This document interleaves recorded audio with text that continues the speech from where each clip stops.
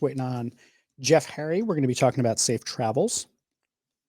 As a reminder, if you haven't bought the book, you can go to, there you go, lovableleader.com is one place where you can find all the links. It's on Amazon if you look for The Lovable Leader. It's available now. Check this out. I got a little caption that even says so. See? Pretty neat. Pretty neat indeed.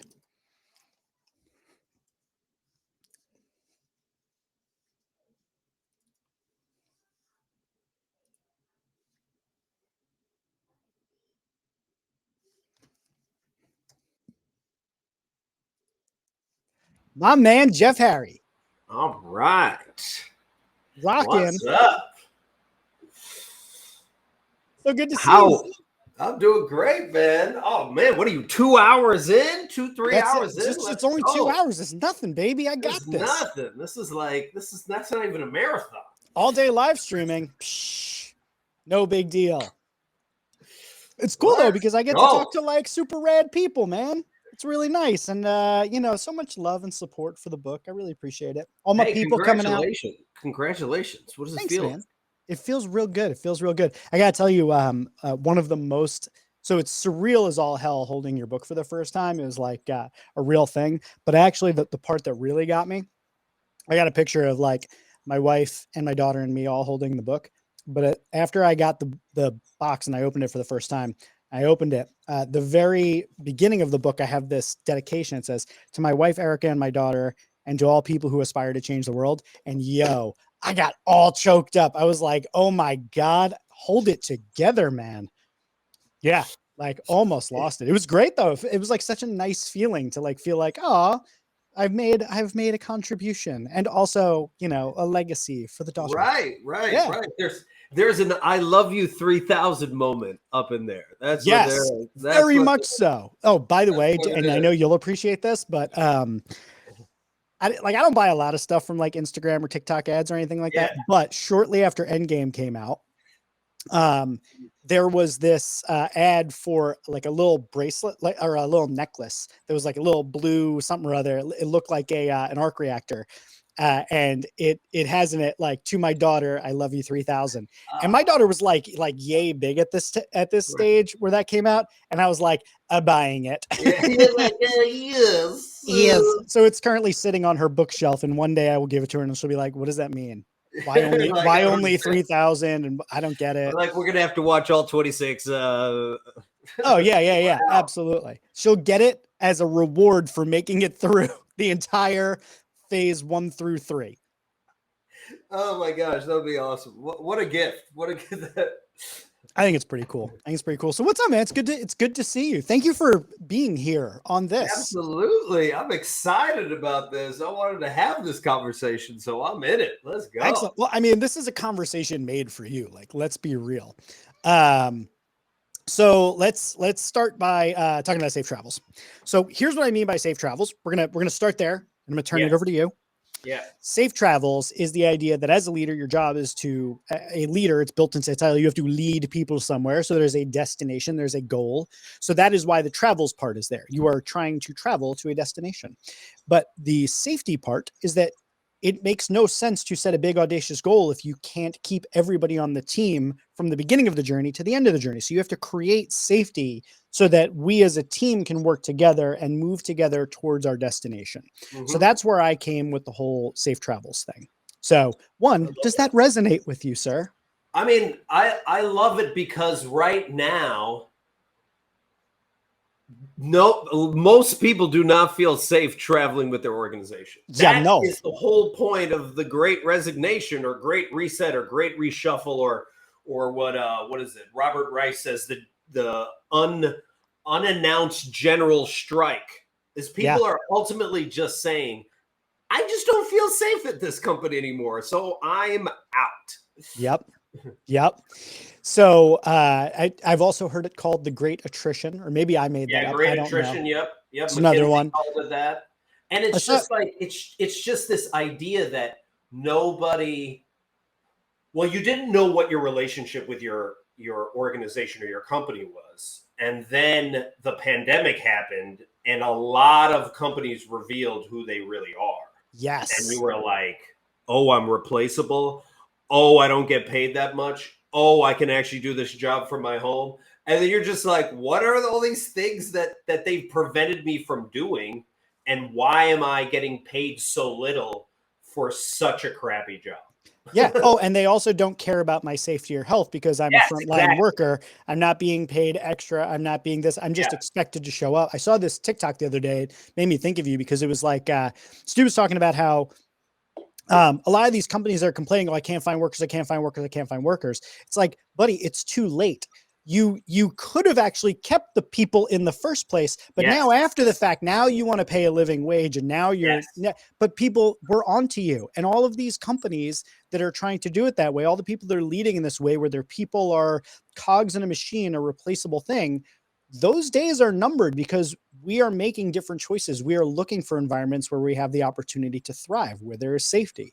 Yeah. And your work intersects with mine in this book because so much of what you talk about, even though people see the Lego tie and they see like, you know, the zany characters on TikTok, your work in play is really about creating the psychological safety to do your best work on the way to ambitious goals.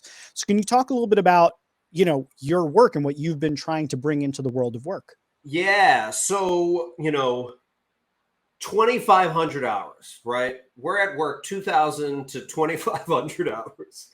Why are we not enjoying work? Like that, you know what I'm saying?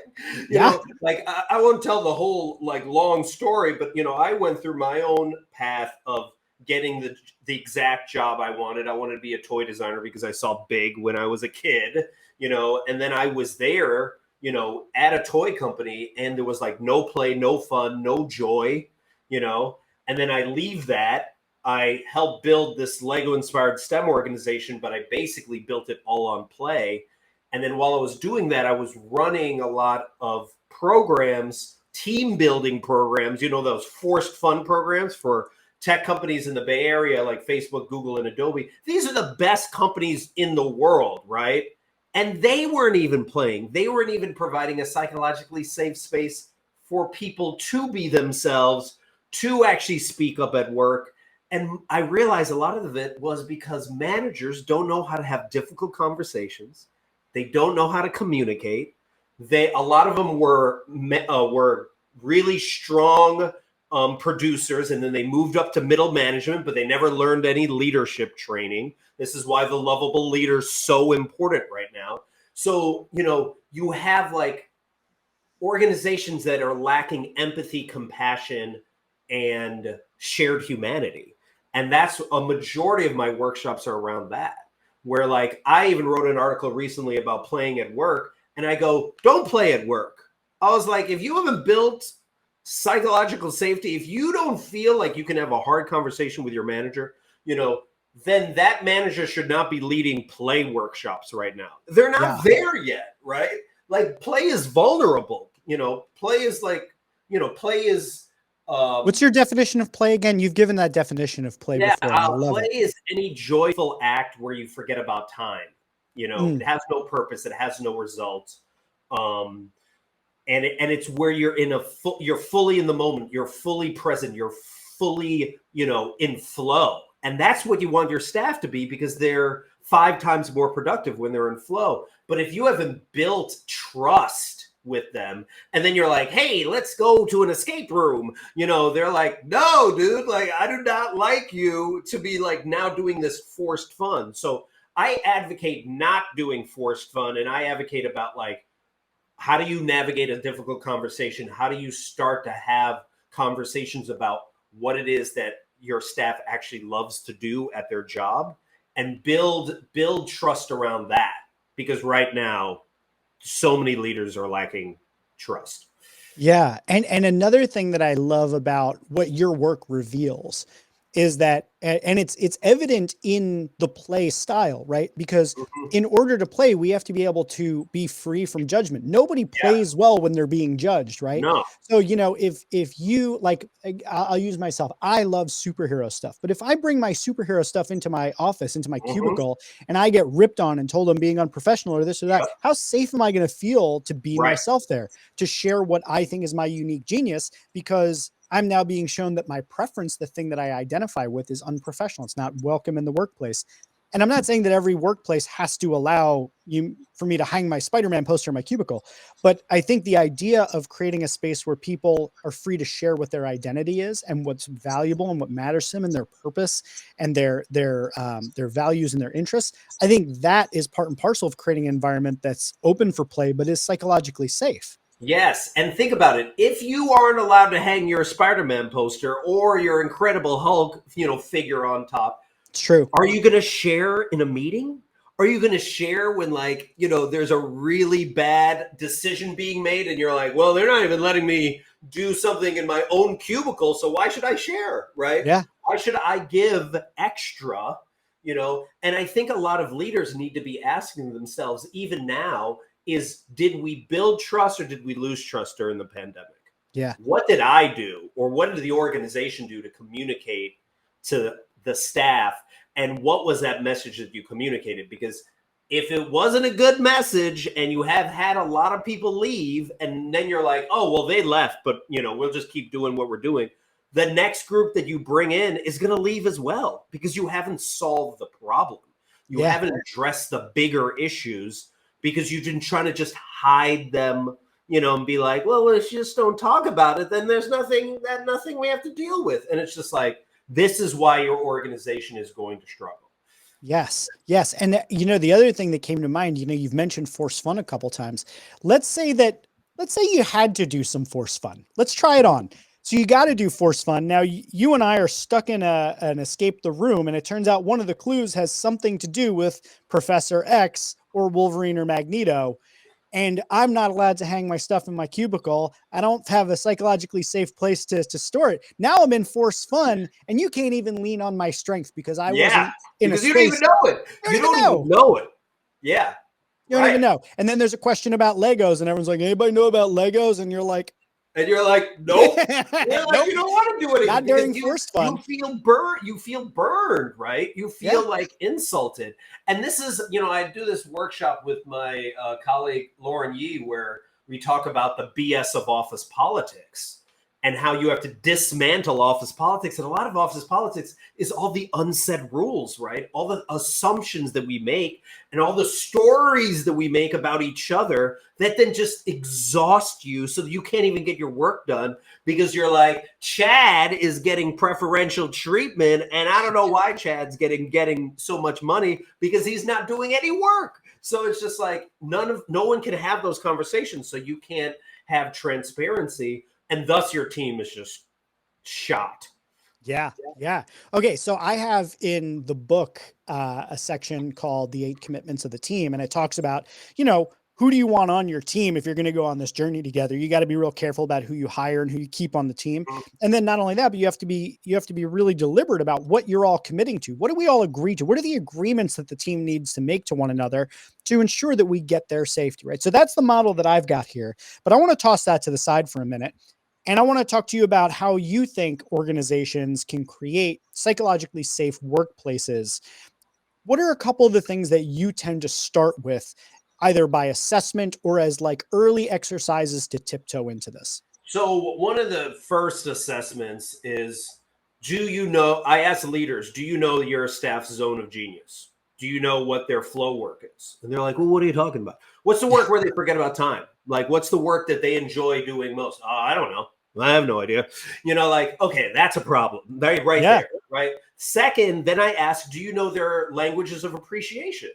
Do you know how your staff receives, is it gifts, meaning like potentially bonuses? Is it words of affirmation? And that means like not just giving them praise within the department, but praise outside of the department, just in case they want to transfer in the future, right? Like, are you getting their back? Are you providing acts of service, being like, hey, I know things are going on at home right now. Why don't you take Friday off, right? They're like all these small things that we can do. And when I tell people, like I'm pitching an article right now about playing at work because National Fun Day's on Friday, I believe. Nothing like National Fun Day. National Fun Day at work, right? Don't have it any other day. And this is the one day. Yeah, just the one day. And one of my main things I'm telling people is like, hey, first off, cancel some meetings.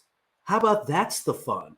The fun is in like giving them some freedom. You can't allow your staff to play if they're in really wasteful meetings talking about stuff that frankly can be in an email, right? So like that's one of the things you could actually do. Another thing you could actually do is, have one-on-one meetings where you listen to what they have to say instead of just telling them stuff all the time, right? Like think about when you call your staff. If you're only calling your staff when there are problems, why would they want to pick up? Why would they want to be on these Zoom calls? Like, it's amazing. I was just listening to the conversation before this one where you're talking about even having staff come into your office, right? They're calling you. And, right now I'm doing a podcast analyzing Ted Lasso and leadership and positive psychology with Ted Lasso. Yeah. I had no idea you were doing that. That is yeah. We haven't launched it yet, but we're launching it soon. But we talked about how Rebecca, who is like the owner of the team, the whole time everyone comes into her office and the power dynamic of them coming to the office. And then at some moment, she decides to go out. And it's such a powerful moment because it's like, wow, the leader is coming down to hang out with me, right? Yeah. And it's changing the hierarchy and the power structure. Well, also she came out from behind the desk as a part of it as well. Now she's sitting on the couch and we're having drinks and it's a thing. Yeah. Right. So that's the thing, is that I would be looking at what actions am I doing as a leader to connect and relate and show staff that your work is just as important as my work. I love that. And I just read a book that I think you would love. It's called Good Authority. And in the book, Jonathan Raymond talks about the idea that we talk a lot about employee engagement, mm-hmm. and it not so subtly puts all of the onus on there's a problem with you're disengaged. And what we're not asking is, what about manager engagement? What are we doing to engage with them? Like, how are we engaging our employees? And I think that's such a critical way of thinking about it that, I think so often people that sit in the leadership title seat think that, they lean on that hierarchy a little bit too much, or they get lazier. They don't even think that what is the implication of me staying in this position versus getting out from behind my desk, going and sitting in your office or meeting you in a place where you're comfortable and listening to what you want and all of those sorts of things. I think we often forget about that. Yeah. I mean, how many of your meetings, I would ask a leader or a manager, how many of your meetings are you talking a majority of the time, right? And I would be asking that manager, what energy do you want your staff leaving from that meeting? Do you want them leaving motivated? Do you want them leaving focused and driven? So what are you doing to contribute to that? Because if you're just going through the motions at a meeting, then I would be asking yourself, why are you having those meetings? Like, even have a conversation with your staff. Which meetings can we get rid of right now, right? Which processes, which TPS reports can we get rid of right now that's actually getting in the way of the work you actually want to do and the work that you do best, right? There's so much of that. And it's just simply having those conversations and then staff knowing you actually have their back through your actions, not your words. That's the key part. Like, what are you doing consistently by your actions that communicate that you have their back? If you're not doing that, then they just won't believe you.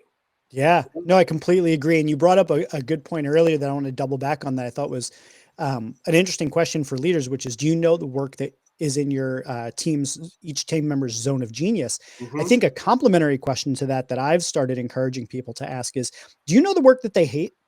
Not because you want to take it off of their plate or that you are able to take it off but at least you know when you're doing it. You're not just dropping something on their plate saying, oh, we'll get it done. Hey, I understand that this is work that you really don't like doing. I know right now it's a lot to add to your plate. What can I do to help support you through this? I know it's not your favorite task, this and that. Like, that's saying, hey, you person, not employee, I appreciate what you like and dislike, and I want to try and make your time here the best that I possibly can as a leader. I want to support you. I want to be in service of you. So I think that's another really good question to be asking. And imagine if you did this. Imagine if you're like, maybe it was like data entry, right? And you're like, listen, I know you hate to do this, but we have to submit these reports. Let's do it together. I'll split the list with you. I'll do half, you do half. We do it together. during this hour or 2 hours or whatever it is, just so we can get it done. I get it. And then we got to figure out a way in which we do it better next time.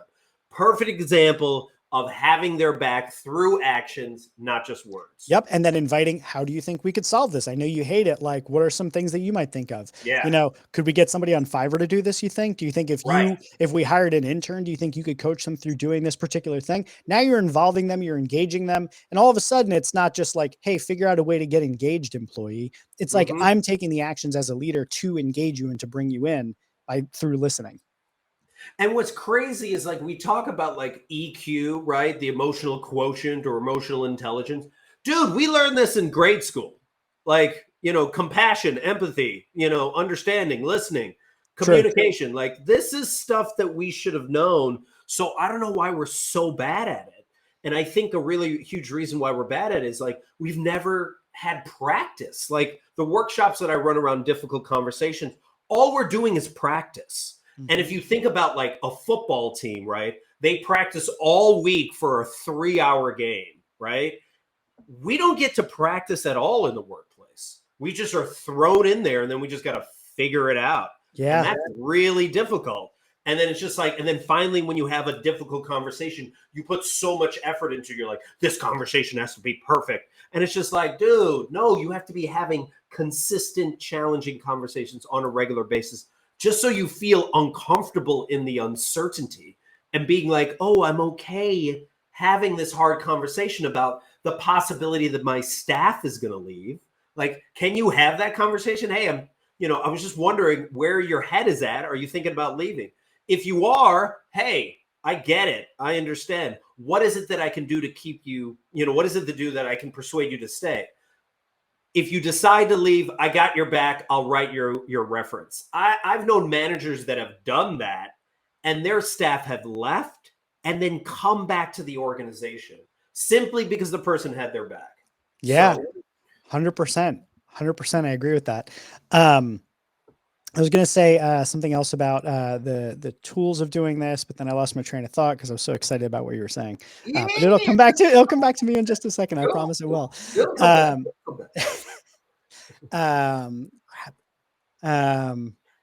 I lost the train of thought. Well, let me talk about a different part, right? Yeah. Like, if it comes back, I'm going to shout and let you know that it did come back. Though. So, because I'm a nerd, and I love Endgame, what is it about leadership at the moment when Falcon's like on your left and then everyone shows up? What is it about like that leadership moment when they're all gathering that you think is just like, this is what a team is? For me, I think, and this is like what drives me towards superhero stuff in general. And the thing that always really gets me about it is when the person that you think is the most strong, the most powerful, the most everything, when the reality comes in like a wave, that they're nothing without their support team, right?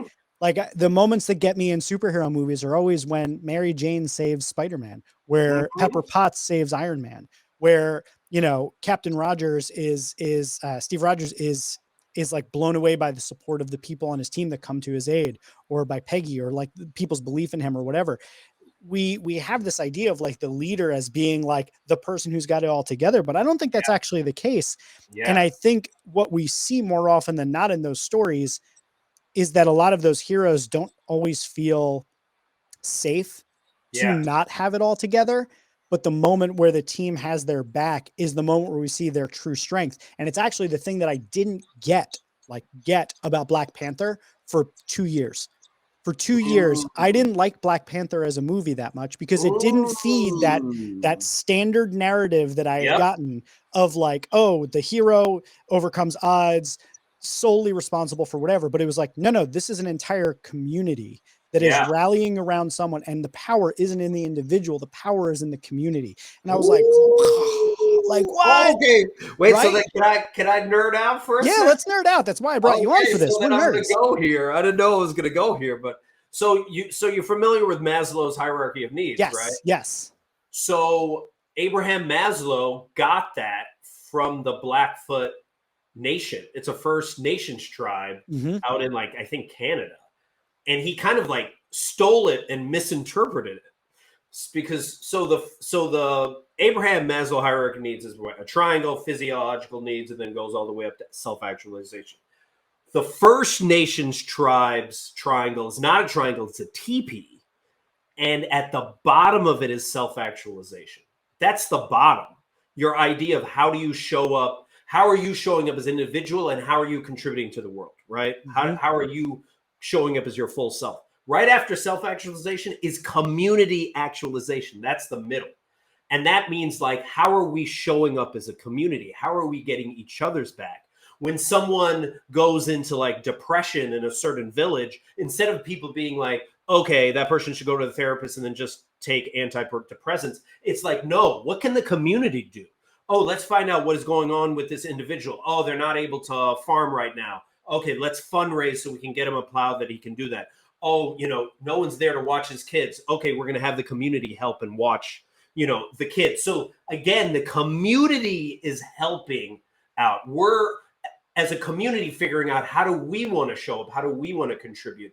And then the one at the top that I love, is cultural perpetuity. And what that means is breath of life. And what is that? That means, like, by yourself, you're not that important. This is why a lot of people have like mental breakdowns when they're like 40 or 50, because they're like, I did all the things and now why am I not feeling great about myself? And cultural perpetuity is just like, by individual, your life by itself isn't that important.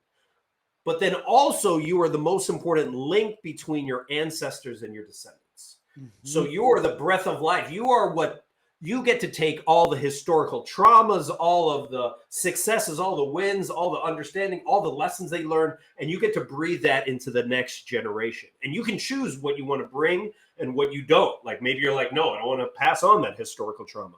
So when you see it that way, then you see your life as so much more important, because you're thinking about, how am I how am I connecting my ancestors to my descendants?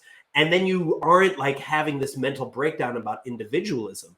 And I think going back to work, I think a lot of times we're constantly thinking of ourselves instead of thinking of the community, and how are we building an organization that feels more like a community, where we feel like we can trust one another. And this is why there's such distrust in the workplace. I love it. I love it. And actually, as you were talking, I remembered the thing that I wanted to ask you before, but it actually fits in more perfectly here, because you had mentioned, this stuff is all basic. We learned this in grade school, right? Mm-hmm. Like compassion and connection, these things. But like between then and now, we're in the workforce. All of these traumas happen to us. All of these experiences, good, bad, and different. Maybe we were influenced by the media that we were put in front of. Maybe we had trauma at work. Maybe we had an education experience that caused us to see things in a certain way, or protect ourselves, or fear, or become fearful of something. Maybe we had very, very like overbearing parents, or maybe parents that didn't give us enough structure. And we become these people, and we go out into the workforce, these unique individual damaged snowflakes. Mm-hmm. Coming together to do work together, and we get put in these team environments. And some people all of us bring in some form of unconscious bias into these situations. And then we need the team to work well to get towards a goal. So in the book, I put together what I believe are like the 8 commitments of the team, things that the teams need to commit to.